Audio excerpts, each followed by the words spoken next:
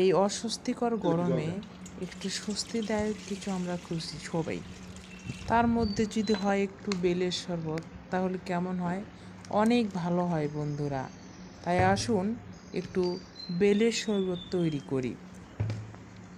প্রথমে একটি বেল নিলাম, বেলকে ভেঙে নিলাম, একটু জল নিলাম পরিমাণ মতো, সেই জলে বেলের শ্বাসটুকু বের করে নিলাম, বের করে মিক্স করলাম, একটু স্বাদ মতো লবণ দিলাম, একটু চিনি পরিমাণ মতো, যে ইচ্ছা করলে যেটুকু আপনার যেরকম লাগবে সেরকম দিবেন।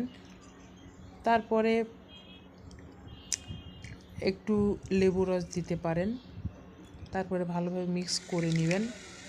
আঁশগুলো ভালোভাবে ছেঁকে নিতে হবে। ছেঁকে নেওয়ার পর